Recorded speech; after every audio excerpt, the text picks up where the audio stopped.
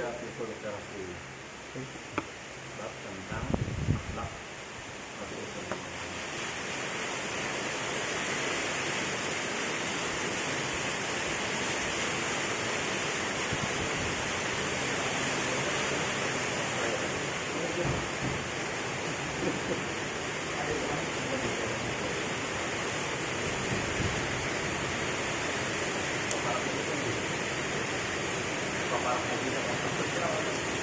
Yang parah-parah aja ada ya.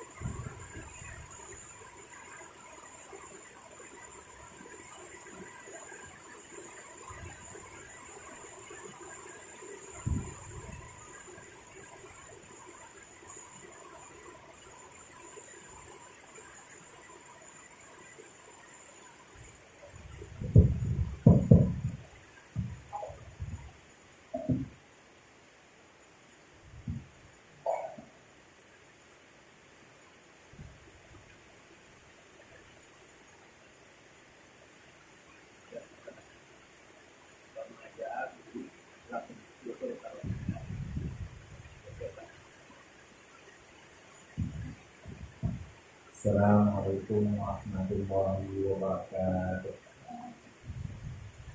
Innal hamdalillah nahmaduhu wa nasta'inuhu wa nastaghfiruh wa na'udzu billahi min shururi anfusina wa min sayyiati a'malina. May yahdihillahu fala mudilla lahu wa may yudlil fala hadiya lahu. Wa asyhadu an la ilaha illallah wahdahu la syarika lahu wa asyhadu anna Muhammadan 'abduhu wa rasuluh. Allahumma shalli wa sallim ala sayyidina Muhammad wa ala alihi wa sahbihi wa sallam tasliman katsira amma ba'du. Qala Imam Abu Isa At-Tirmidzi rahimahullah ta'ala, nafa'ana wa iyyakum bi'ulumin fid dharain. Bab ma jaa'a fi khuluqi Rasulillah sallallahu alaihi wasallam. Wa fihi 15 haditsan. Qala wa bihi haddatsana Abbas bin Muhammad Ad-Duri قال حدثنا عبد الله بن يزيد المقري قال حدثنا ليث بن سعد قال حدثني أبو عثمان الوليد بن أبي الوليد عن سليمان بن خارجة عن خارجة بن زيد بن ثابت قال دخل نفر على زيد بن ثابت فقالوا له حدثنا أحاديث رسول الله صلى الله عليه وسلم. قال ماذا أحدثكم؟ كنت جاره فكان إذا نزل عليه الوحي بعث إلي فكتبته له. فقلنا إذا ذكرنا الدنيا ذكرها معنا وإذا ذكرنا الآخرة ذكرها معنا وإذا ذكرنا الطعام ذكره معنا. فكل هذا أحدثكم عن النبي صلى الله عليه وسلم. Khalid bin Zaid bin Thabit berkata, serombongan orang dekat pada Zaid bin Thabit radhiyallahu anhu. Mereka berkata kepadanya, ajarkanlah kepada kami beberapa hadis Rasulullah sallallahu alaihi wasallam. Zaid bin Thabit menjawab, apa yang harus kuceritakan tentang sabda Rasulullah sallallahu alaihi wasallam kepada kalian? Aku adalah orang dekatnya, pemegang amanatnya. Bila wahyu turun, beliau kirim utusan untuk memanggilku, maka kutuliskan wahyu itu untuknya. Bila kami bercerita tentang dunia, beliau menceritakannya bersama kami. Bila kami bercerita tentang akhirat, beliau menceritakannya bersama kami. Bila kami bercerita tentang makanan, beliau menceritakannya bersama kami. Semua ini kuceritakan kepada kalian dari Rasulullah SAW. Ini bab ini tentang hadis-hadis yang diriwayatkan tentang akhlak Rasulullah SAW. Dan Allah Subhanahu wa taala memuji Rasul kita Muhammad sallallahu alaihi wasallam dengan firman-Nya, "Wa innaka la'ala khuluqin 'adzim." Dan sesungguhnya engkau di atas di sini tambah bukan ala saja tapi la'ala. Jadi kalau ziyadatul ma'na dalam Al-Qur'an. Jadi di atas akhlak-akhlak yang agung. Artinya Nabi kita sallallahu alaihi wasallam siapa saja memiliki akhlak mulia maka Rasulullah di atas daripada itu. Akhlak orang ini karam misalnya, dermawan, maka Rasulullah lebih dermawan daripada mereka. Kalau akhlaknya Nabi sabar, maka Nabi lebih sabar lagi daripada beliau, seperti Nabi Ayub alaihissalam misalnya. Itu kan contoh suri tauladan bagi orang yang bersabar, maka Rasulullah lebih sabar lagi dari itu. Yang mana adalah ala khuluqin 'adzim. Nah, Siti Aisyah radhiyallahu anha menerjemahkan la ala khuluqin 'adzim kana Qur'an yamshi fil ardh. Jadi menafsirkan Siti Aisyah la ala khuluqin 'adzim itu adalah penerapan Al-Qur'an itu. Jadi Rasulullah itu suri tauladan bagi kita dalam praktek atau aplikasi dalam kehidupan Al-Quran. Jadi ajaran Al-Quran begini-begini, bagaimana itu? Rasulullah contohkan. Al-Quran perintahkan aqimus shalah atuz zakat, Nabi jelaskan bagaimana salat, bagaimana berzakat. Jadi maksud Siti Aisyah tadi, kana Quran yang fil ardh, itu Rasulullah adalah Al-Quran berjalan di muka bumi, yaitu Nabi melaksanakan atau mengaplikasikan apa yang diajarkan Al-Quran dalam kehidupan sehari-hari, sehingga menjadi suri tauladan bagi kita untuk memahami Al-Quran itu. Kalau bahasa Dr. Quraisy Shihab, membumikan Al-Quran, karena Al-Quran itu seakan-akan nilai-nilai. Kalau nilai-nilai luhur, nilai-nilai tinggi itu kan seakan-akan kayak melangit gitu. Mungkin kita bertanya-tanya, adakah orang seperti ini? Nah, tapi dalam Islam tidak. Ada ajaran yang tinggi, yang mulia, tapi ada orang-orangnya. Walaupun di zaman kita sekarang mulai sedikit orangnya. Misalnya ulama-ulama dari Hadramaut, dari Yaman, itu terlihat tawadhu'nya beliau. Jadi ilmu wal amal sekaligus beliau melakukan. Jadi ketika situasi keamanan kurang baik, ketika murid-murid salah satu masyayikh di Yaman menjemput beliau, ada mau kan? Dah Syekh, kami khawatir kalau sembilan kena apa-apa. Kalau terjadi apa-apa, lalu berdoa. Tapi saya tidak mau repotkan kalian. Ada lagi teman bercerita, dulu Ustaz hendak berhadiah dengan beliau, 1 tahun baru bisa menerima. Jadi kata beliau, seharusnya saya yang kasih hadiah. Saya yang kasih hadiah, bukannya kalian kasih hadiah. Kalian datang dari Indonesia untuk belajar ke sini udah suatu penghargaan luar biasa bagi saya. Karena saya yang kasih hadiah. Nah, kemudian hadis ini diriwayatkan dari Zaid bin Thabit. Zaid bin Thabit dikenal dengan hibbu Rasulillah, orang yang paling dicintai oleh Rasulullah. Kenapa? Oh maaf, itu Zaid bin Thabit. Ini Zaid bin Thabit bukan Zaid bin Harithah. Zaid bin Thabit ini salah satu ulama wajar Nabi ahli faraid. Ini Zaid bin Thabit. Nah, kalau tadi menerjemahkan dengan jarahu itu orang yang dekat dengan beliau, kurang tepat sebenarnya. Jarahu memang tetangga Rasulullah. Jadi ketika ada wahyu, beliau langsung bertemu dengan Rasul mencatat wahyu. Makanya ketika zaman Sayyidina Abu Bakar ingin menghimpunkan Al-Quran, yang ditugaskan untuk menghimpunkan Al-Quran Zaid bin Thabit, karena beliaulah yang mencatat Al-Quran. Jadi beliau ini double hafal Qurannya, hafalan dengan hati beliau dan hafalan dengan catatan beliau.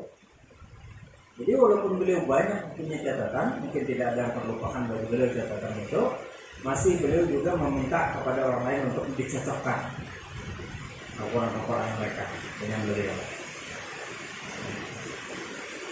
Lalu beliau menceritakan tentang kepada kita bahwa Nabi itu SAW mengikuti alur bicara. Kalau bicara tentang dunia, maka Rasulullah ikut berbicara tentang dunia. Kalau tentang akhirat, maka tentang akhirat. Tentang makanan, maka tentang makanan. Ya. Jadi jangan kita bayangkan Rasulullah itu hanya ngomongannya selalu masalah akhirat, tapi juga beliau membicarakan tentang masalah dunia.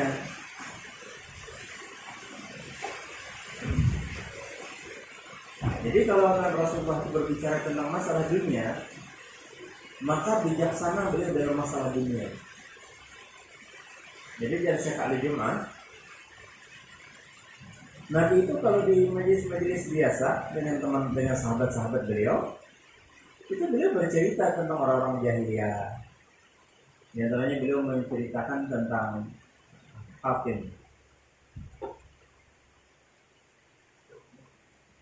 apa rasanya. Nah ini terkenal dengan lupa Hatim apa ya tahu.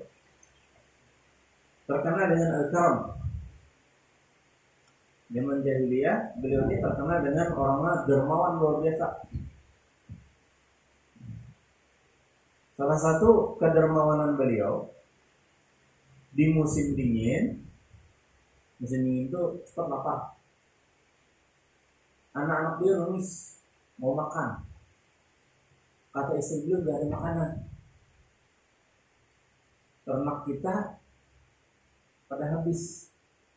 Kambing-kambing habis. Kenapa musim hujan itu kambing gak kuat, banyak yang mati. Lalu apa yang ada kita punya? Kita punya kuda kamu aja lagi kata istri beliau. Lalu beliau malam-malam perut lapar, anak-anak beliau lapar, istri beliau lapar. Beliau sembelih kuda beliau. Kuda itu mahal. Tapi karena terpaksa beliau sembelih dan beliau masak. Ketika beliau masak, orang-orang sekitar lihat, wah itu Hatim ini lagi masak-masak makanan nih. Kita datang ke sana.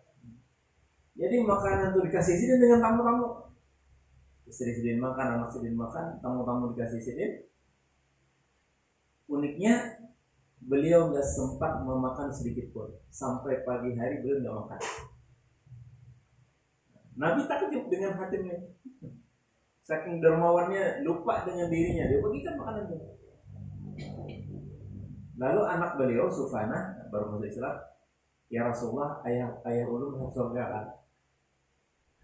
Jadi jangan Nabi, mali walil akhirah. Ya kan ada walil jannah, ada urusan apa yang melawan surga. Kenapa? Karena dia tidak beriman. Dia tidak mengucapkan la ilaha illallah Muhammadur Rasulullah. Jadi kita di sini ambil pelajaran. Masalah-masalah dunia itu saudara-saudari boleh kita ambil pelajaran. Ya, boleh kita ambil pelajaran selama dan pelajaran itu kadang memandang ini muslim atau non muslim. Ya. Seperti kita melihat Bill Gates misalnya. Bill Gates itu kan orang terkaya di dunia. Dia cuma kasihkan istrinya 5 juta dolar. Sisa hartanya miliaran itu dia sumbangkan untuk sosial. Mas Susita, menurut Ari Ginanjar katanya Mas Susita itu penemunya mobil merek Honda. dia memiliki beberapa cabang di dunia, pabrik Honda ini. Tapi seluruh hartanya itu dia berikan ke sosial. Untuk anaknya, cuma satu orang, anaknya laki-laki, dia hanya ajarkan bagaimana cara bikin mobil dan bagaimana memanajemen perusahaan-perusahaan itu. Dan dia bilang, hidup bukan untuk sepotong roti. Benar, kita hidup bukan hanya makan, ya. Tapi banyak hal yang kita bisa lakukan. Nah, orang-orang yang kayak beliau-beliau ini kan kada muslim kan, kada muslim nggak masalah kita. Nah, Nabi SAW juga berbicara tentang dunia. Makanya kata Zaid bin Thabit, fakunna idza dzakarna dunya dzakaraha ma'ana. Jadi Nabi itu menyuruh juga, misalnya topik apa tentang dunia, Rasulullah pun berikan jawaban. Jadi jangan kita kira lah Rasulullah hanya berbicara tentang surga neraka terus. Nah, jadi beliau bisa berbicara masalah dunia, kalau masalah akhirat berbicara masalah akhirat, bahkan masalah perut makanan. Nabi pun ikut berbicara tentang makanan. Jadi ketika mereka bertanya Rasulullah apa makanan yang sampean suka, dia cari.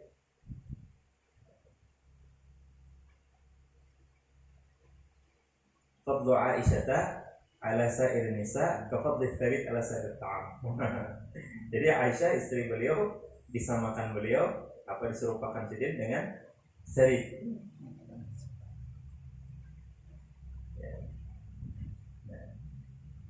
Jadi dahulu kata teman-teman, kalau di asrama ini 3 cerita yang gak berhenti, gak bakalan berhenti kecuali bubar orangnya. Masalah makanan, apalagi kami kan di berbagai negara, itu masing-masing cerita tentang makanan negaranya.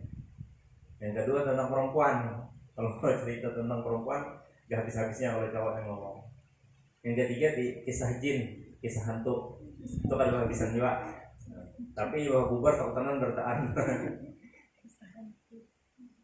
Nah, jadi kita melihat nih dari hadis Nabi SAW, beliau mengikuti akhlak, salah satu akhlaknya beliau ikut gabung duduk bersama dengan sahabat-sahabat beliau mengikuti topik mereka berbicara tentang apa.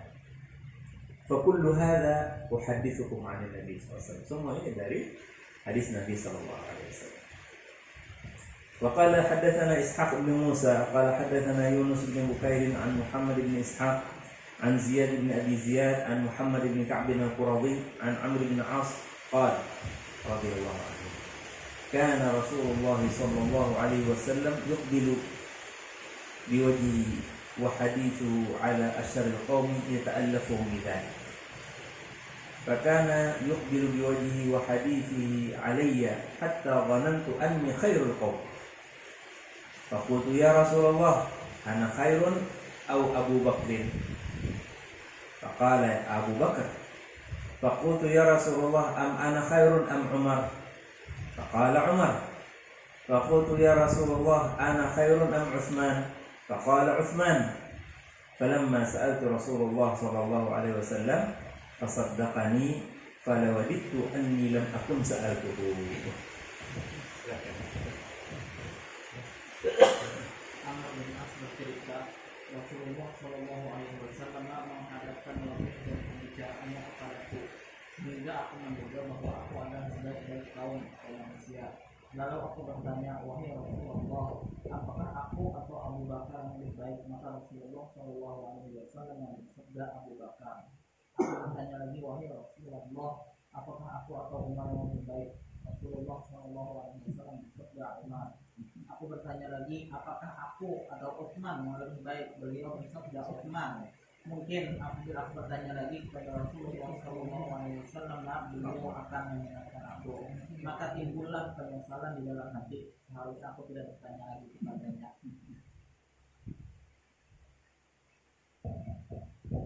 Itu mulai dari situ kan terjemahannya sebelumnya ada. Hadisnya sama. Beda juga. Ini kalau di tempat saya mulainya bahwa Rasulullah SAW itu kebiasaan beliau, akhlaknya beliau menghadap orang. Kalau ada yang berbicara, nah artinya menyimak. bertemu bertatap muka. Jadi walaupun orang yang ngomong dengan beliau ini orang paling jelek. Kenapa? Karena yata'allafum. Yata'allafum itu artinya biar orang preman misalnya segala macam. Tahu senyum nih. Ini ternyata ilmu dalam pergaulan. Jadi kalau pian-pian ini kena bisnis usaha, kalau bisnis usaha dana itu datangan tuh buah-buahnya tuh yang berniat jahat. Berniat jahat. Jadi dia takutan. Apalagi bakal polisi itu nampak preman datang udah lagi terus. Jangan. Pakai ya. Assalamualaikum. Beliau nyauti ya. Waalaikumsalam. Beliau kalau menyauti. Nah, kalau apa? Senyum aja gitu. Senyum nih. Sambil memandang matanya. Dengan senyum kita dan kita memandang matanya, dia terpakai wajah kita dulu wajah dia.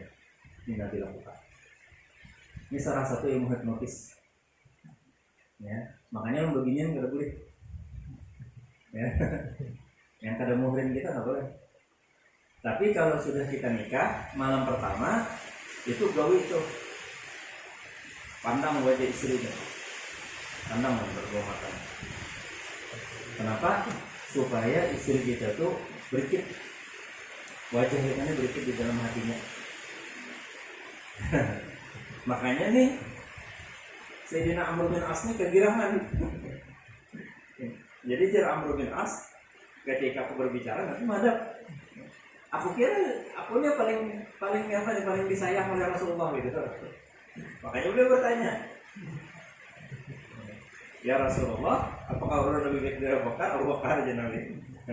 Nah di sini lagi catatan bahwa Nabi itu kadang mau bohong dalam sisi perasaan. Kita ini kalau sisi perasaan kadang-kadang sukanya jangan kecewa, jadi dustai, ya nggak boleh. Nabi jujur. Ya, walaupun dia kegirangan merasa ini yang paling disayang oleh Rasulullah, maka dia nanya siapa yang lebih baik.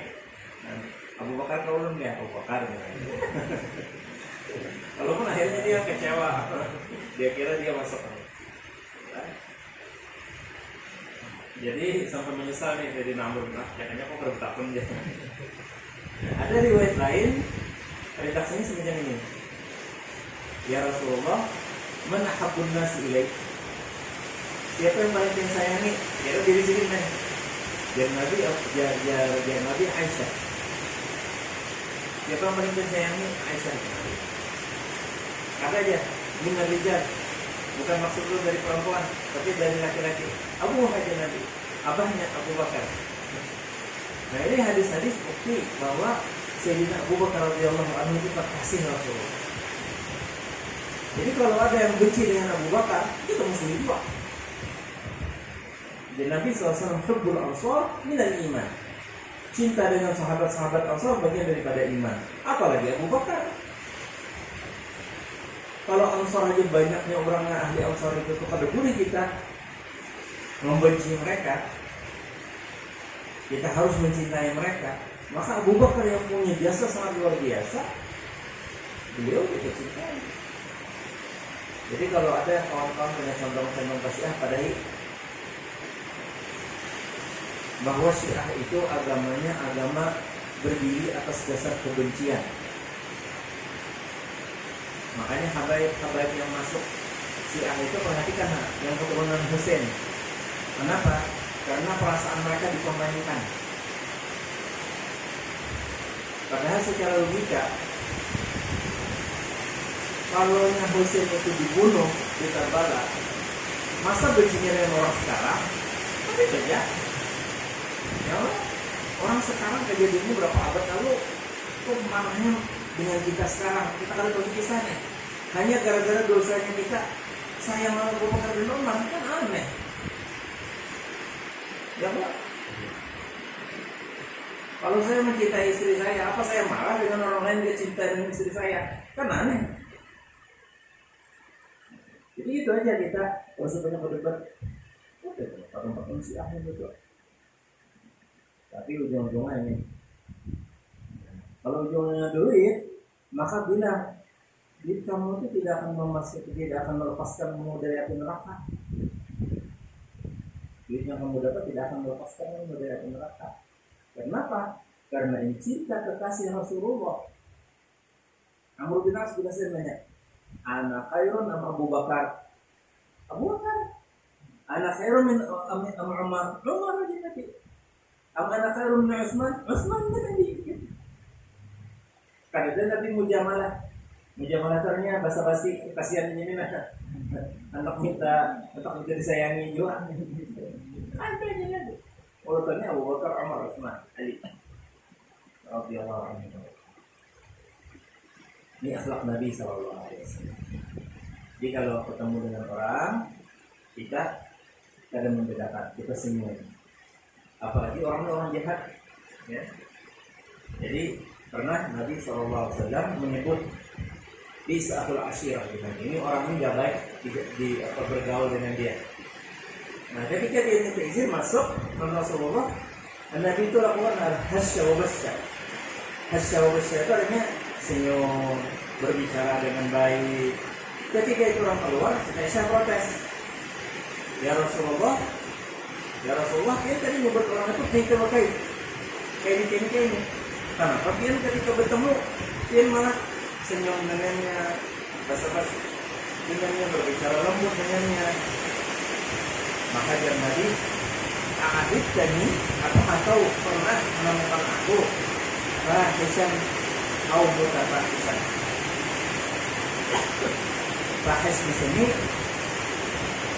arti fahis itu berjarak jauh, itu arti fahis. Ya. Lalu dipakai fahisah itu yang jelek, diambil yang jelek. Innakum latatuna al-fahishata min dunil nisa. Jadi arahnya ke sana, jelek. Kenapa kalian suka dengan laki-laki daripada perempuan? Kata Nabiullah Lut alaihissalam kepada kaumnya. Nah, jadi makna fahisah itu luas. Ya. Jadi maksud Nabi sini fahisan yaitu, ya kalau kita simpulkan arti fahisah itu ada tiga makna. Yang pertama porno, ya, porno atau LGBT. Dua, diartikan fahis itu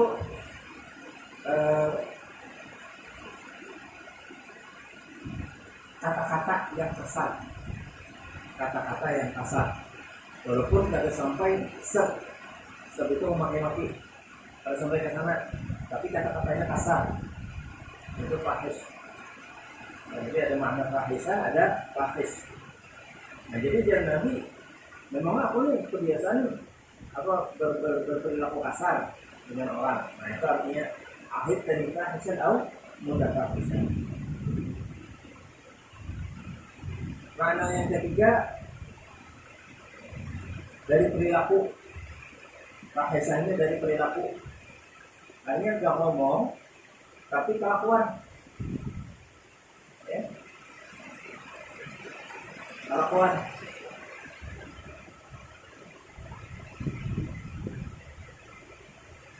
Kelakuan yang menjurus kepada jelek.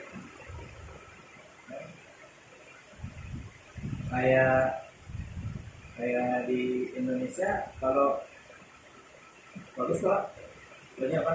Semangat, wah, enak kan? Kalau di Arab jangan bergaul itu bahaya.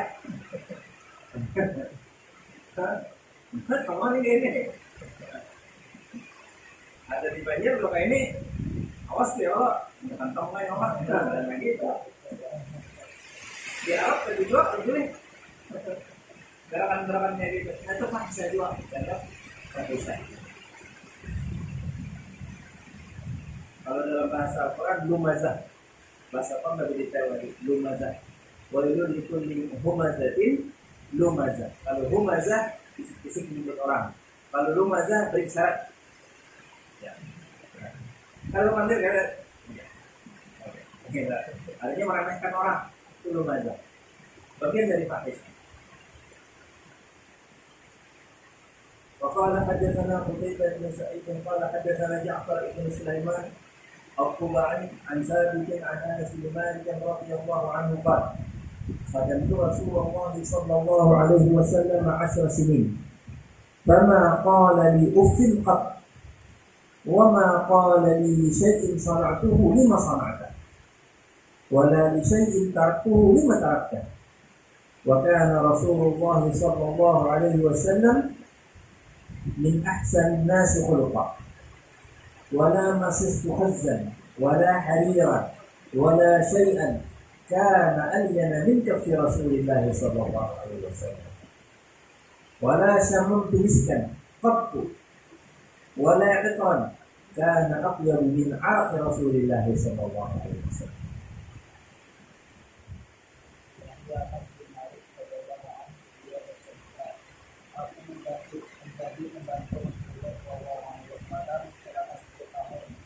Karena itu beliau tidak pernah mengatakan dan tidak pernah pula beliau berkata kepadaku karena sesuatu yang dikerjakan dengan perkataan mengapa kau kerjakan begini, dan tidak pula karena ada sesuatu yang tidak dikerjakan beliau berkata mengapa tidak kau kerjakan.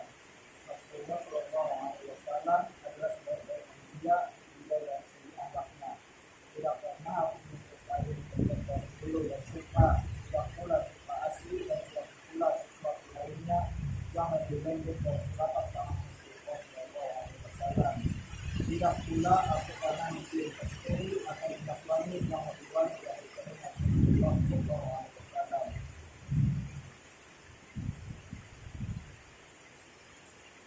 Anas bin Malik ini umur 8 tahun meninggal abahnya, lalu mamanya Ummu Sulaim laki-laki sering Abu Talha al-Ansari. Nah, dalam hukum pengasuhan anak yatim itu bila ibunya menikah itu pindah hak asuhnya kepada saudari ibunya. Nah, kalau saudari ibunya nggak ada, baru ke paman atau istri paman atau kecil saudari ibu ayahnya. Itu urutan pertama. Ummu Sulaim menyerahkan pengasuhan Anas kepada Rasul Shallallahu Alaihi Wasallam. Ya Rasulullah, ini anak ulun, dia aja ini membantu pian di rumah, jadi pembantu Rasulullah. Namanya pembantu, tapi mulia, kenapa? Rasulullah di rumah.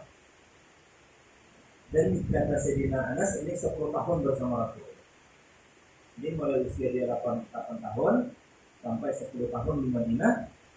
Rasulullah sampai wafat, berarti kan 18 tahun itu yang umur ini. Anas bin Malik radhiyallahu anhu ini termasuk sahabat Nabi yang banyak meriwayatkan hadis. 5.000 hadis lebih, itu ada 5 orang sahabat yang meriwayatkan lebih daripada 5.000 hadis. Di antaranya Anas bin Malik, Abu Hurairah radhiyallahu anhu, Abdullah bin Abbas, Abdullah bin Umar, Abdullah bin Amr bin As, dan Aisyah radhiyallahu anha. Dia ada 5 atau 6 orang yang dinyatakan oleh ahli hadis riwayat sidin dan Rasulullah yang lebih daripada 5.000 hadis. Yang paling banyak disebut muksir, rancak menceritakan hadis Nabi, menyampaikan hadis Nabi, itu Abu Hurairah radhiyallahu anhu. Itu dianggap bahwa muksir. Dan yang paling sedikit Siti Aisyah.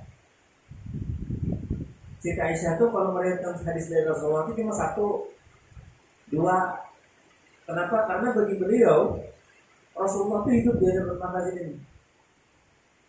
Jadi kalau ditanya, Bunda mukminin bisa kantong mati, nangis gitu. Nangis gitu. Yang terkesan dalam hidupnya apa yang paling terkesan? Nangis lagi gitu. Kadang yang terkesan, semuanya terkesan. Jadi sini bingung. Nah, oleh karena itu beliau termasuk dengan mukellin. Mukellin itu apa? Mungkin masih santai-santai. berbicara. Nah, ya ada keluar hadis. Maka yang suka dengan beliau ini anak ponakan Sidin Abdullah bin Zubair. Karena mamanya Abdullah ini Asma, kakak Siti Aisyah. Asma binti Abi Bakar. Ayahnya Zubair bin Awwam. Makanya Siti Aisyah itu digelar dengan Ummi Abdillah. Maka Siti Aisyah si anak. Tapi diambil nama ponakan Sidin. Kenapa? Karena Abdillah ini selalu bersama beliau. Empat kemana Siti Aisyah, kemana itu empat. Nah, lalu ilmu Siti Aisyah itu diambil oleh Abdullah bin Zubair. Tapi karena Siti Aisyah ini panjang umur Sidin sampai 85 tahun. Umur Sidin setelah wafat Rasulullah, Sidin hidup sampai usia 85 tahun. Kalau tidak salah, tahun 85 Hijriah wafatnya beliau. Nah, jadi di situ jadinya banyak riwayatnya karena setahun. Nah, jadi Anas bin Malik radhiyallahu anhu ini berkisah Nabi itu ada pernah negur. Jadi di sini mengambil kita pelajaran. Anak-anak kita tuh jangan rancak ditaguri. Lah, kalau bisa anak jangan ditaguri, apalagi yang masih halus, yang hanya bisa berjalan setahun, berdiri raba. Jangan ditaruh, jangan berjalan, kenapa? Jangan belincir, jangan. Itu nanti anaknya akan besar, tumbuh besar menjadi anak penakut. Karena ibunya sering kali bilang, jangan.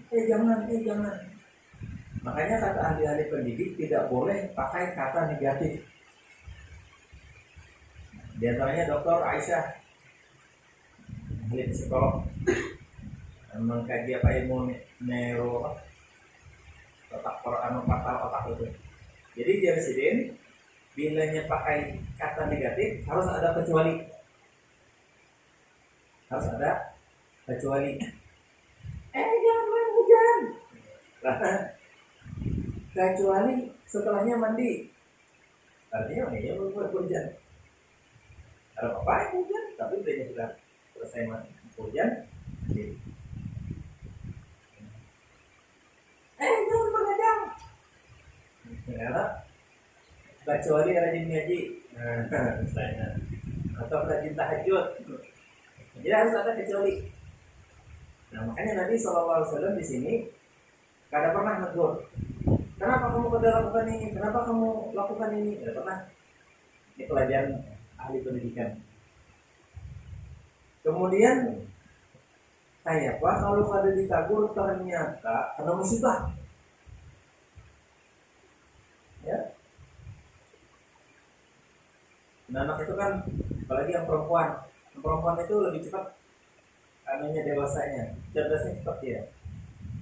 Ibunya bawa piring, bapaknya bawa piring. Biar kena bawa 3, sebutin nggak bawa.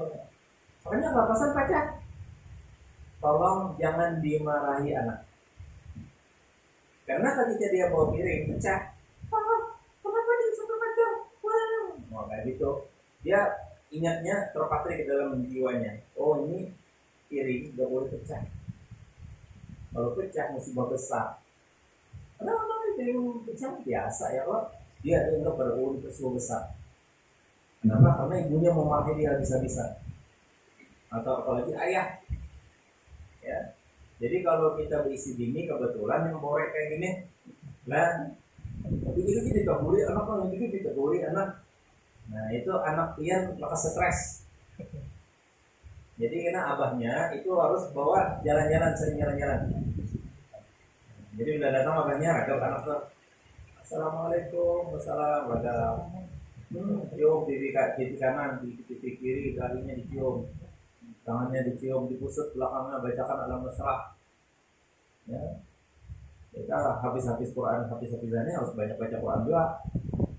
Bacakan alam nasrah 7 kali. Biar lawas sedikit inna bacakan, inna fatahna bacakan. Apakah? Qul huwallah bacakan, Al-Mulk bacakan, Al-Binas bacakan sama kita. Supaya apa? Merecovery, memperbaiki apa yang sudah tertoreh di dalam benak pikirannya. Dan harus bersepakat dalam namanya. Jangan kalau dia boleh Pak, ini anak kita masih belum 3 tahun. Kenapa? Karena mulai usia 0 sampai 3 tahun itu merekam.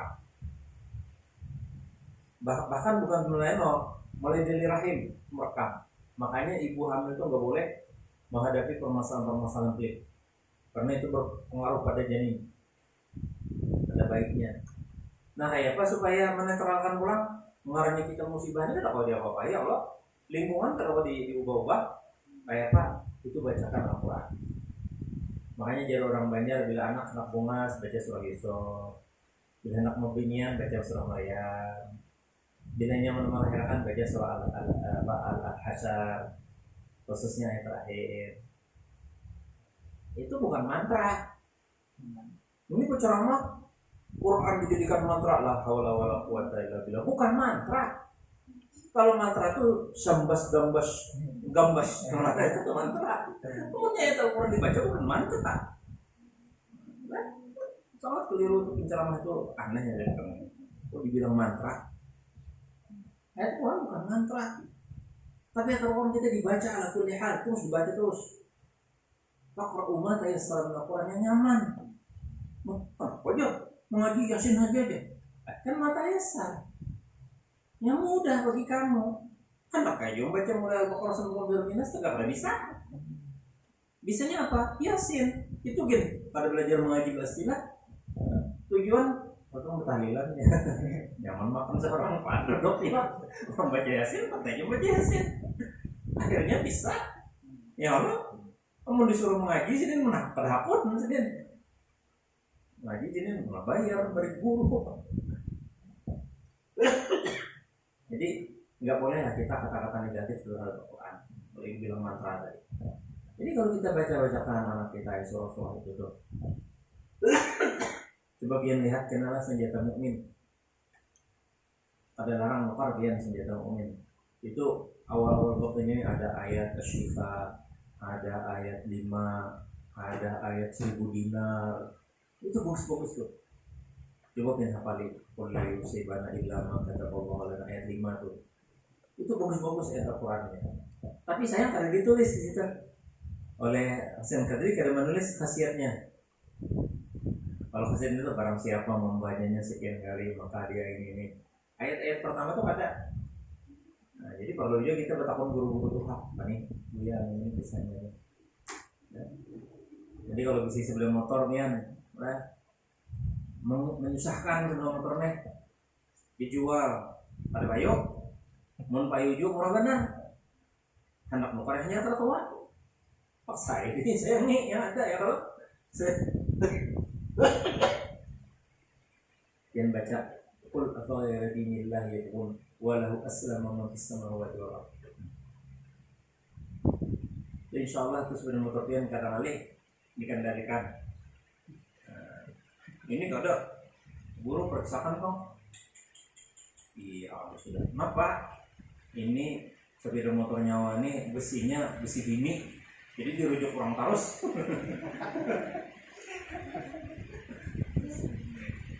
Ayat Al-Quran bukan mantra, tapi mengambil barakah Al-Quran.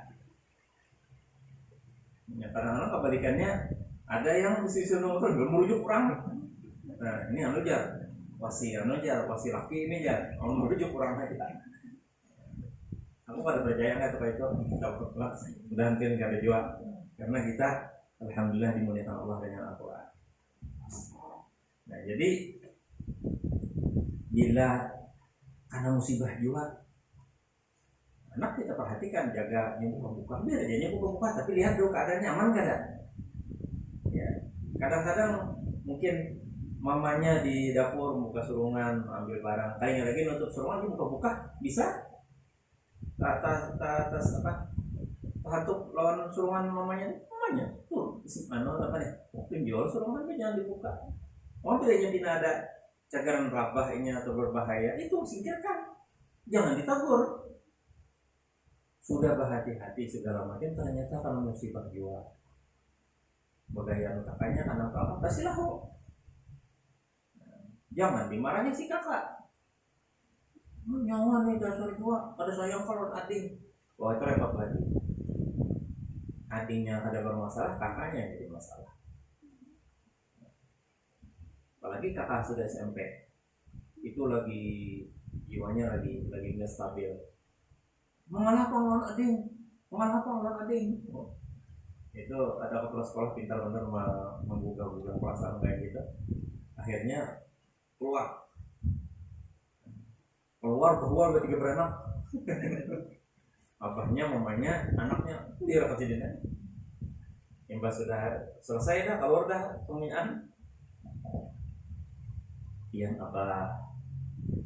Jadi caranya apa tuh Pak Ai ulun kada babini lagi. Kebetulan keperasmaannya baru mana lagi masih bicara. Ulun kada babini lagi Pak Ai. Ya kalau ulun kayak gini bisa salah juga ayatnya. Tapi kita belajar dari kesalahan. Itulah namanya takdir. Inna lillahi wa inna ilaihi raji'un. Wa di musibah itu mudah-mudahan ini musibah jadi baik. Nangis yang lalu anak minta maaf nak ayah abah belum jadi abah yang baik, nangis lagi anak ya, melihat kedua anak nangis mamanya waktu nangis juga mama nak kan kada punya jadi mama yang baik lagi, bah minta maaf bah aku belum jadi istri salehah, doakan Allah jadi istri salehah, wajar yang laki aku belum jadi laki yang baik, doakan abah supaya jadi suami yang baik, jadi abah yang baik. Ketiga tangisan pulang. Bawa awal kuliah kan habis jadi tangisan pulang. Tapi orang berit damai. Nah itu yang kita cari sekolah-sekolah kayak gitu. Ini sekolah ngajar berikan gitu dikisah apa kan urusan yang anak-anak. Ya, nah, jadi apa hikmahnya Nabi karena menegur itu salah satunya. Saya baca riwayat bahwa Jarsidina Anas bin Malik, Nabi itu pada pernah menegur aku. Kalau andai kata fa'inla man ahadun min ahli, kalau Nabi kan kadang-kadang menyangiti tadi, tapi yang lain untuk menyangiti. Nah, kok Anas kamu kan ini. Jadi jangan Nabi dahu, biarkan aja yang ditanggur lagi. Fa'in kana syai'an, kan kata Allah. Jika terjadi sesuatu, maka itulah takdir Allah.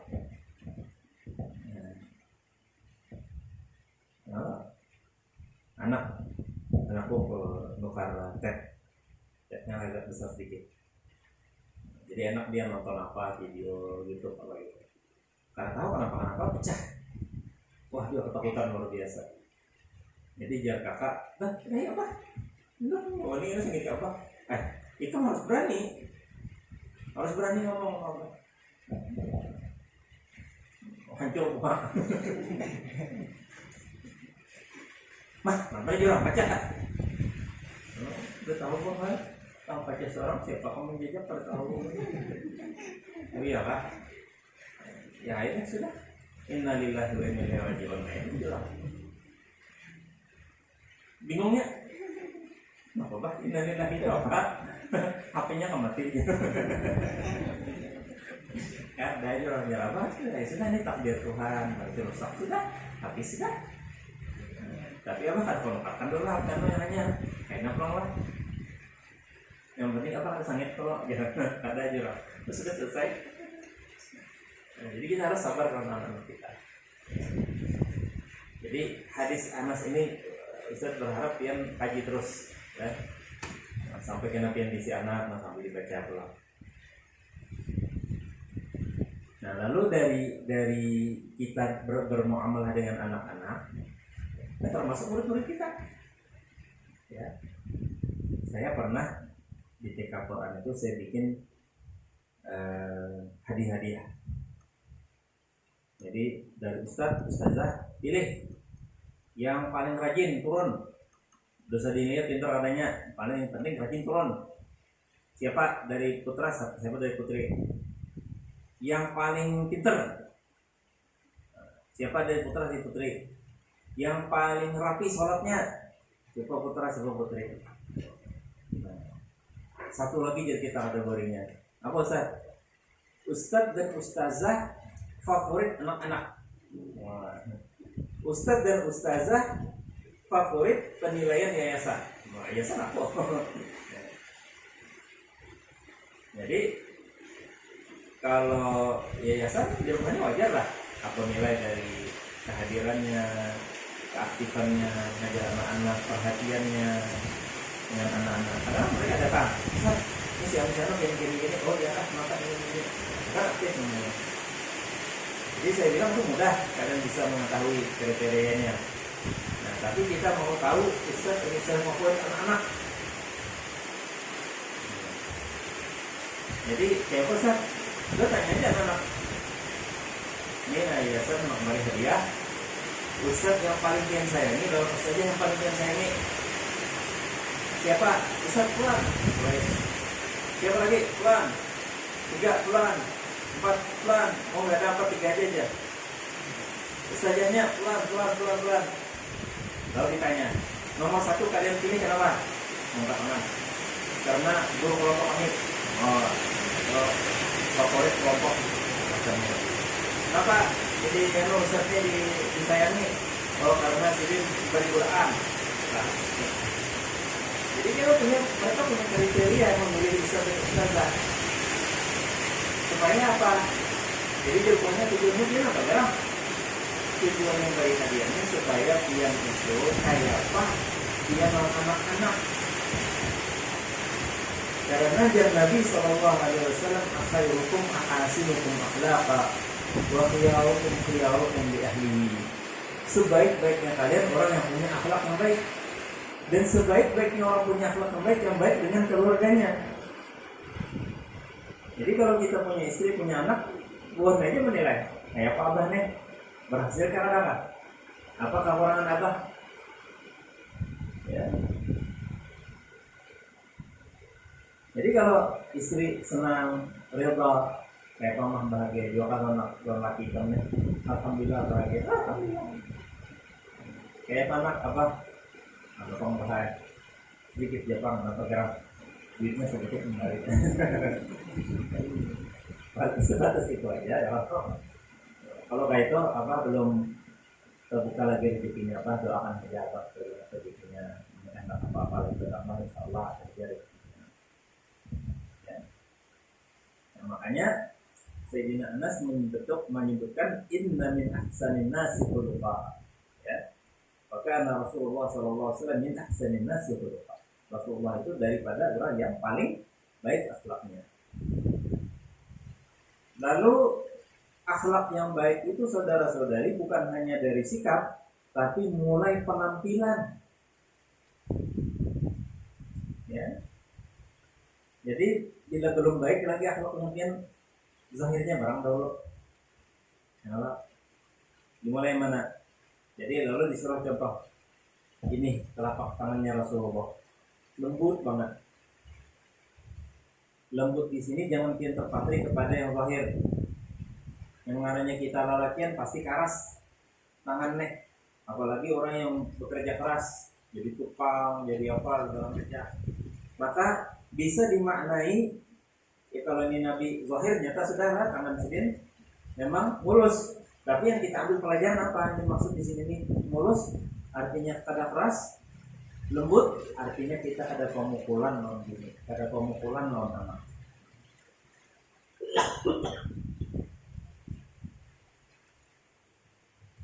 Sangat disayangkan undang-undang anti kekerasan di dalam rumah tangga itu ada yang muslim mengulangnya. Hubungan ini berkata menolong sebarang. Makanya undang-undangnya ini kada sesuai logika. Syariat Islam. Syariat Islam jelas itu dalam Al-Quran. Kalau wadribuhunna fil mabajiri wadribuhun, pukullah mereka. Ada dipukul. Nah sekarang gara-gara undang-undang ini kada boleh pukul. Bila memukul, babakas, bawa ke rumah sakit, UGD, minta surat. Imbahnya sejam hilang bekasnya, bisa diadukan ke polisi. Dan itu pidana 2. Saya tanya sama polisi pidana 2 itu apa bedanya pidana biasa? Kalau pidana biasa Pak, kalau udah kami tangkap, itu kalau udah urusi lagi sampai kami bikin berita acara sampai ke pengadilan, sudah selesai, sampai pengadilan memutuskan. Tapi kalau pidana 2 itu bisa dimaafkan. Jadi orang akan ditangkap, kami sel di tahanan polisi, kada sampai ke dulu di polisi, di polsek misalnya, tapi bisa yang bini memaafkan. Pak maafkan aja Pak, hati ulun keluar dia karena istrinya memaafkan. Ya. Nah jadi anti kekerasan dalam rumah tangga itu muncul kenapa? Karena zaman sekarang ini orang sudah dalam rumah tangga itu pada lagi menyayangi, tidak ada lagi rasa sayang. Makanya ngeri kita mendengar, ya Allah, istri bunuh suami, orang tua bunuh anak, anak bunuh orang tua, dan seterusnya. Kenapa jadi semacam itu? Karena kekerasan. Dan kekerasan ini saudara-saudari akan menurun. Jadi bukan hanya korban yang dapat korban, tapi yang korban ini nanti jadi manusia yang keras lagi. Ini si A nih, ayahnya kejam di masa kecilnya dia. Ya. Lalu dia besar, lalu dia menikah, dia punya anak, dia nanti kejam lagi kepada anaknya. Makanya Bian kalau mencari suami harus rajin bertanya, ini latar belakang keluarganya kayak apa. Mau istri, mau menikahi, melamar seorang perempuan, jadi juga lihat keluarganya. Biar orang Jawa apa bobot, bebet, apa lagi? Nah, itu dilihat. Kenapa? Karena bibit itu berbahaya. Yang dari kalaunya dahulunya terbiasa dengan kekerasan dan sebagainya, anak-anaknya sama. Tapi kalau rumah tangga itu saling memperhatikan anak, memperhatikan ayah ibu mereka, ayah ibu memperhatikan anak-anak mereka, itu terasa damai banget. Aku punya keluarga, segitu lembut, saking lembutnya itu menyambat anak aja lembut banget. Apa anak, kita mandang aja, jauh loh nih jadi anak sidin gitu. Anak sidin 7, masya Allah. Orangnya padahal laki sidin berjaga gawian. Alhamdulillah ketujuhnya dinikahkan sidin semua sukses. Jarang jadi kita akhirnya sukses apa nih jadi. Bah orang pian sudah meluluskan 7 anak, semua udah keluarga. Alhamdulillah dia gitu. Itu semata-mata karena abahnya juga yang abah orangnya ada penyikitan. Kapan dari nama sidin, kawan sidin dia udah ada di rumah, bed aja nyewa rumah. Tapi begitu anak sidin itu sarjana, 2 aja yang ada sarjana. Yang 2 ada sarjana ini kan ditawari sidin juga, kamu kuliah aja kan? Ada bahaya orang kada kasihan lampian. Nah jadi anak ngasihnya bau kasihan pian bergawi terus, orang mau alih ambil alih jauh pian. Belum kau istirahat, belum pian kau juga ibadah. Masa tua pian. Jadi orang kada hendak sudah SMA, orang kada kuliah. Sudah makan. Nah jakanya jar sidin anakku kuliah, lulus sudah jadi sarjana. Ada aja di sini rezekinya di mana. Nah, jadi bila kita tuh lembut, maka yang kita ambil kafir Rasulullah, alian kafir Rasulullah, apa lembutnya telapak tangannya Rasulullah, ternyata itu fisik sudah lah, tapi yang kita ambil adalah di sini kelembutan dan rumah tangga. Nah kemudian wala syamun tumiskan qattu wala itwan qad kana atyabu min Rasulillah. Harum di rumah tuh saudara-saudari, hidung kita ini kalau sering cium bau harum itu segar maka kita. Ada dengarnya suntuk. Bila kena suntuk, harumi rumah kita. Kalau Nabi ini dasar harum Nabi sampai ke sini. Saya pernah mencium bau bekas cucian janggutnya Rasulullah. Almarhum Syekh Idris, ini salah satu ulama besar di Maroko. Sidin punya sejumput dari janggutnya Rasulullah. Jadi seberapa tahun mereka lagi buka sidin bersih sidin. Lalu janggut tadi disalap ke banyu kayak gini, lalu dikakayakan, baru dikasih lagi. Nah ini bekas banyu ini dijulung sidin, lawan Guru Haji Ahmad Ansari. Karena Guru Haji Ahmad Ansari ini murid kesayangan saya. Buya itu bawa sebotol aja, bawa sebotol, abanjar di zawiyah, bagi-bagi sedikit seorang sedikit aja, sebotol aqua itu sedikit. Nah dicampur, jadi bela kulit ke rumah, campur banyu putih, banyu di rumah, banyu minum. Jadi abah tuh bilanya meminum, bila anak habis isi di pulang, habis isi di pulang. Itu dicium, harumnya itu kadang kayak harum yang semerbak kayaknya harum tuh ada. Harumnya tuh udah kayak landai, mirip banget lawan harumnya kemangi, tapi bukan kemangi, lebih harum, tapi mirip. Mungkin yang mencium yang lain bisa lain lagi tuh. Sayangnya abah tuh, aku aja lagi berpikir kada sadar lagi aku minum habis ya. Nah biar apa ini jorong yang jakanya itu kayak jorong lain kan, jangan lain kan di botol lain itu disimpan nih. Jadi kalau terminum habis masih ada botol halus gitu nah. Iya aja kalau kepikir gitu. Nah itu padahal udah berkali-kali abah tuh mengisi banyu, tambah isirin, tetap harum masalah. Ini hebatnya harumannya Rasulullah SAW. Dalam sejarah makam Rasulullah itu pernah ini temboknya ini lapuk karena lama dan karena lembab, kebongkar roboh, lalu terbuka kubur Rasulullah itu lawan dua sahabat yang buka Umar itu harumnya semua sekota Madinah bikin harum. Nah jadi di sini Nabi SAW memberikan sudah rasanya lah. Nabi itu senang apa? Minyak harum. Karena hibbul misk.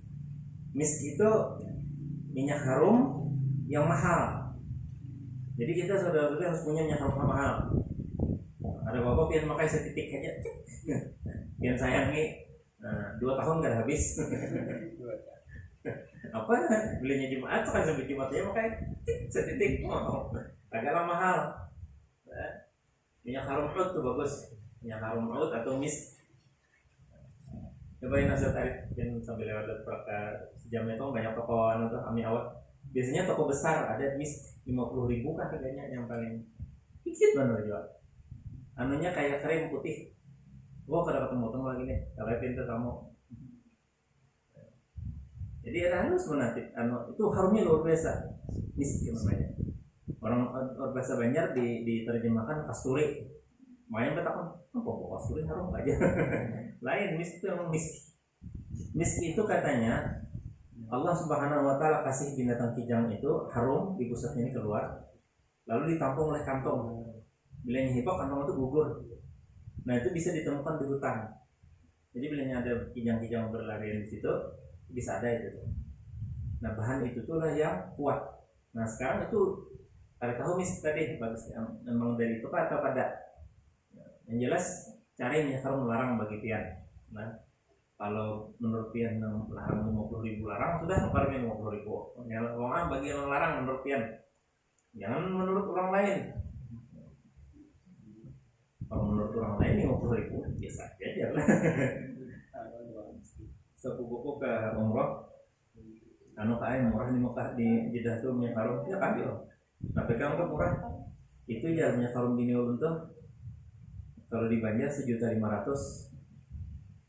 Wah kita 1.500.000 kan tetap ada seorang minyak harum. Kalau di Arab berapa aja kita? 100 rial aja. 100 rial berarti tetap 1.000. Oh jauh benar kita selisihnya.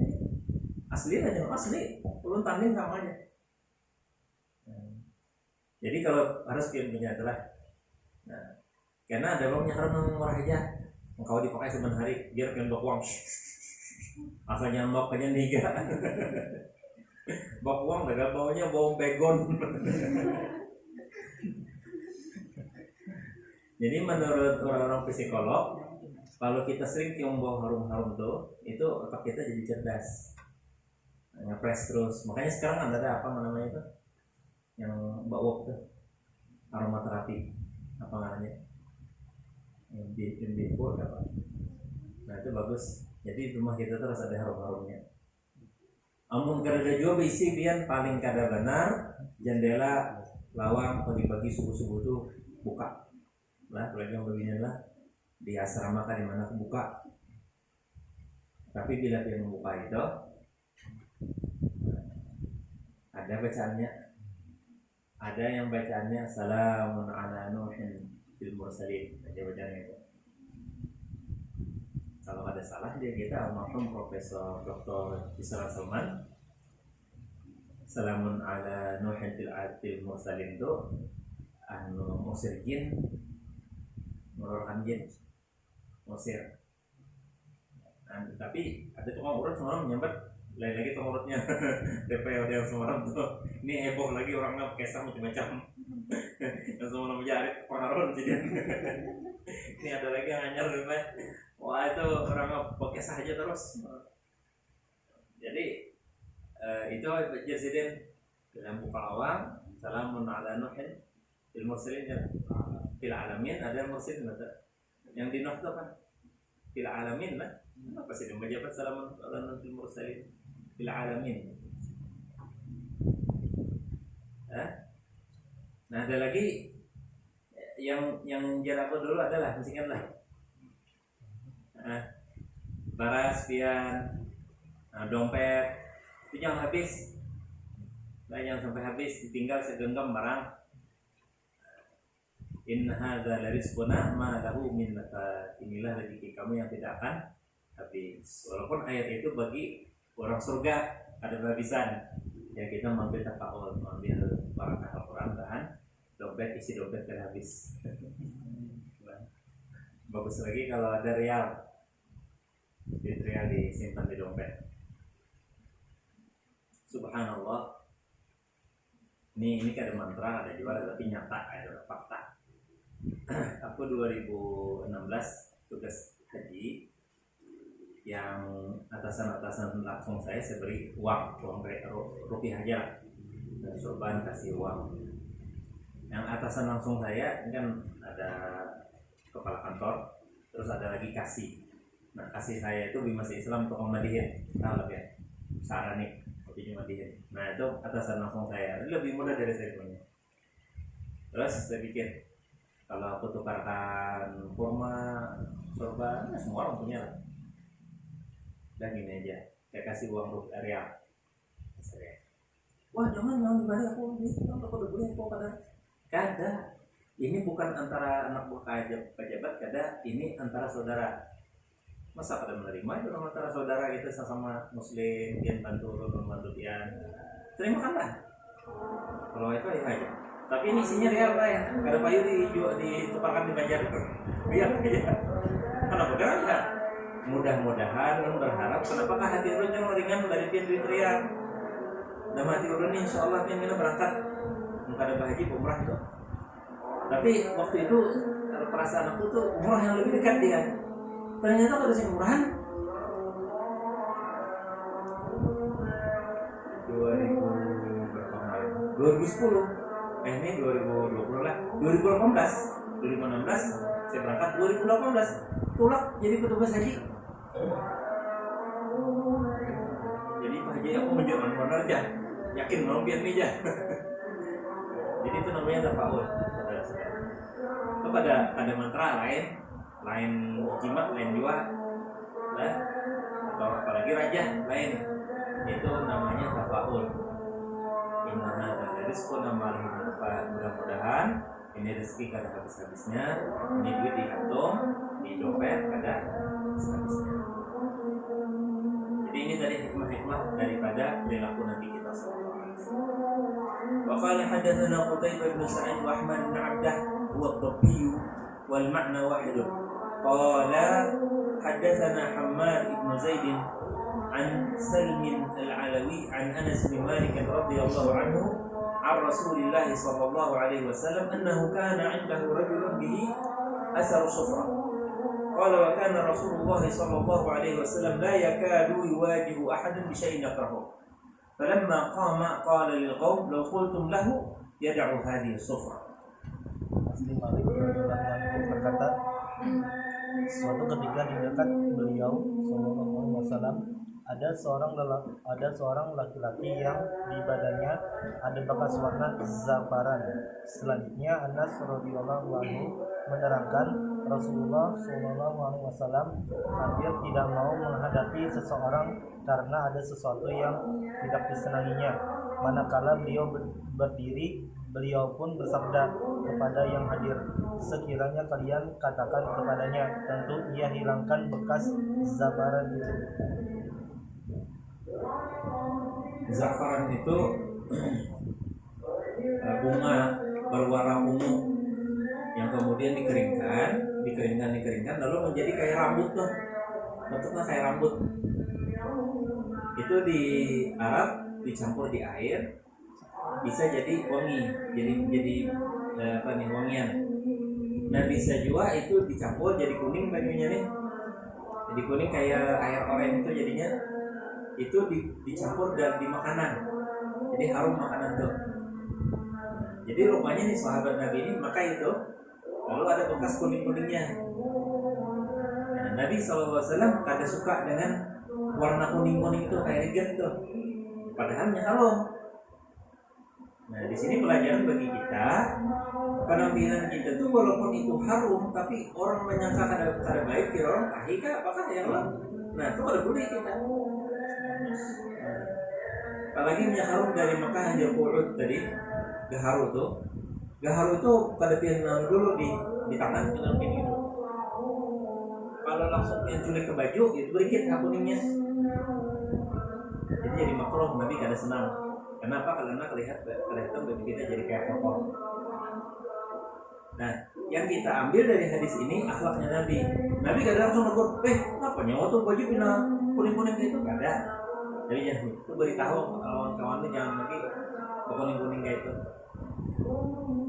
Wa qala hadatsana Muhammad bin Bashar qala hadatsana Muhammad bin Ja'far qala hadatsana Syu'bah an Abi Ishaq an Abi Abdullah al-Jadali wa ismuhu Abdun ibn Abdin an Aisyah annaha qalat lam yakun Rasulullah sallallahu alaihi wasallam fahishan wala mutafahishan wala sakhaban fil aswaq wala yajzi bis sayyi'ati sayyi'ah walakin ya'fu wa yasfah. Satu yang berkata, Rasulullah SAW bukanlah orang yang keji. Beliau tidak membiarkan kekejian, tidak mengeluarkan suara keras di pasar-pasar dan tidak membalas kejahatan orang lain dengan kejahatan. Beliau suka memaafkan dan berjabat tangan. Nah ini tadi jelas saya singgung tadi masalah fahishan dan mutafahishan. Mutafahishan membiarkan orang melakukan, dan Nabi kan menegur, ya. Contohnya ketika Bizar menyembati Bilal bin Rabah, ya bin Sauda, wahai anak si Hiram. Nah jadi kita nih, jangan Nabi inna kamurdika jahili. Jika Maya Bizar masih ada sifat-sifat jahiliyah, maka langsunglah Abu Zar minta ampun lalu meminta kepada Bilal bin Rabah untuk menjejak wajah beliau. Tapi bisa dina Bilal kada mau, tentunya jadi memaafkan. Jadi Nabi kada membiarkan kalau orang melakukan tadi menyembati orang lain, dan Nabi sendiri kada melakukan. Wala sakhaban, apa tadi arti sakhaban?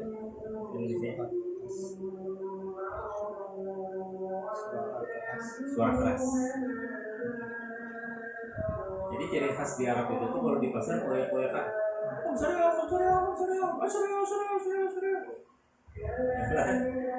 Jadi nanti kada termasuk orang yang kayak gitu yang teriak di pasar dan sebagainya. Sakhaban di sini juga bisa diartikan kebiasaan kita orang Indonesia bila ketemu bapak bertiga bapak udah berpanggil kayak sekampung. Kalau itu orang muntai, maaf nih lah. Orang muntai karena waktu tamu bertiga, kayak di pasar, ini bertiga aja udah orang nak. Itu sakhab, ya. Dan sifat kayak gitu kesini tidak baik, harus dijauhkan. Nah kemudian Nabi kadang membalas kejelekan dengan kejelekan juga. Tapi Nabi memaafkan, ya. Memaafkan. Dan apa bedanya safh wal afu? Al-afu itu memaafkan tanpa ada lagi bakas di hati. Kalau safh itu memaafkan aja tapi masih dendam. Apa nyawa ada memaafkan aku? Memaafkan aja tapi aku sangkal aja. Memaafkan tapi sangkal kayak betul. Nah, jadi Nabi kata memaafkan dan melepaskan, bebaskan. Tidak ada sangka-sangkanya lagi. Ya. Ini ngalih paham, tapi kalau kita lakukan, maka Allah uji kita. Fa'idzal ladzi bainaka wa bainahu adawatun ka'annahu waliyyun hamim. Wa ma yulaqqaha. Tidak ada yang bisa mendapatkannya illa alladziina sabaru. Kecuali orang bersabar. Wa ma yulaqqaha illa dzu hazzin 'adzim. Yang kau melakukan ini dia mendapatkan keuntungan yang besar. Jadi kata gampang tadi sangkal tadi hilangkan sangkal itu besar milion. Ya, secara manusia susah. Tapi kalau kita menghilangkan sangkal ini, maka kita akan mendapatkan keuntungan besar. Sayyidina Abu Bakar itu besi sepupu, miskin. Di masa jahiliyah, Abu Bakar mengongkosi hidupnya, masuk Islam. Karena dapat duit, kenapa hijrah? Diduiti oleh Sayyidina Abu Bakar. Sampai ke Madinah, lalu Siti Aisyah disambati orang. Hadis sudah Siti Aisyah diisukan orang melakukan perzinahan, selingkuh. Sekalinya sendiri dapat dia menyambat. Omai nyawa Aisyah aja, di luarnya nyawa laki Nabi sudah. Nah itulah kelakuan nyawa. Sangkal Abu Bakarnya. Maka aku menolongi, maka bersepupu. Kebaikan ini apa? Maka lejar Abu Bakar, sangkalnya demi Allah pada dapat menolonginya. Maka Allah Subhanahu wa taala bertegur. Wala ya'tali ulul fadli wasa'ati ayyutul qurba wal yatama wal masakin wal ya'fu wal yasfahu.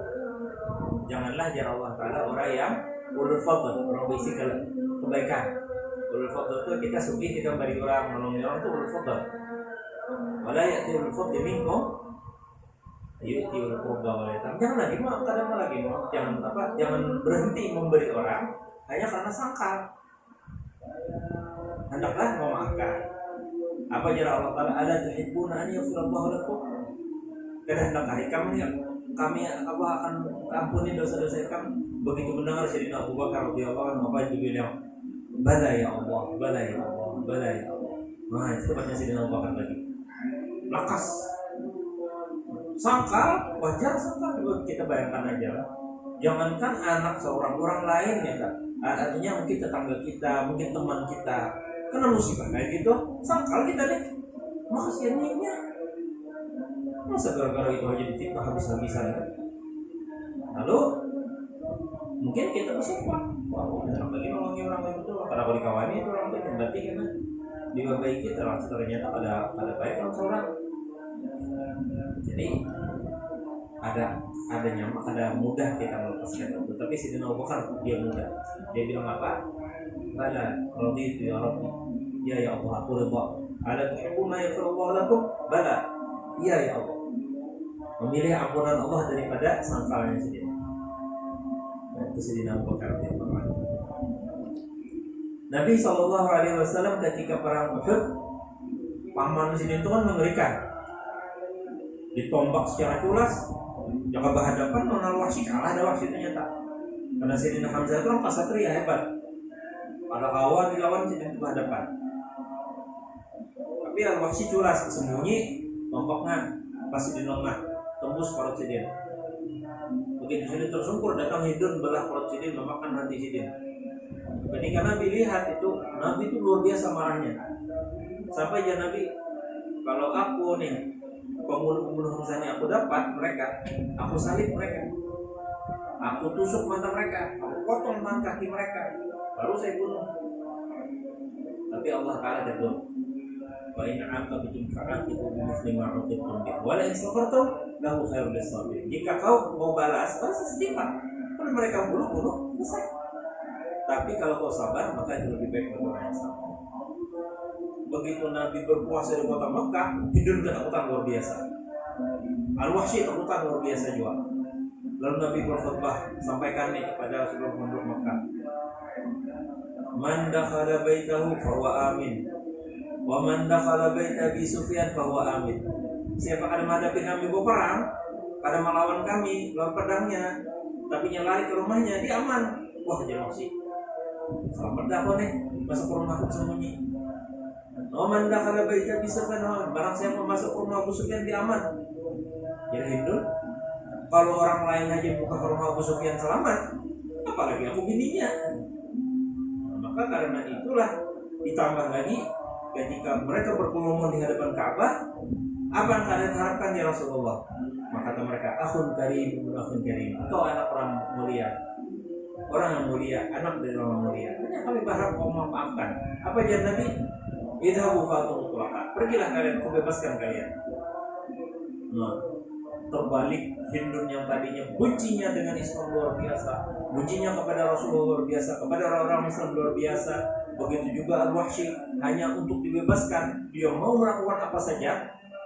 Dan ketika disuruh Hindun dia lakukan, maka dia begitu mendengar Rasulullah mengatakan aman, dia segera menghadap Rasulullah. Ya Rasulullah masuk Islam. Asyhadu an la ilaha illallah wa asyhadu anna Muhammadar Rasulullah. Lalu sahabat lain menanduk, ini Wahsy ya Rasulullah yang membunuh Hamzah. Oh ya kan ya Nabi, gimana kamu bisa membunuh? Berceritalah Abu Wahsy. Kini Nabi mulai saat itu jangan Nabi minta tolong, kamu jangan bertemu dengan aku lagi.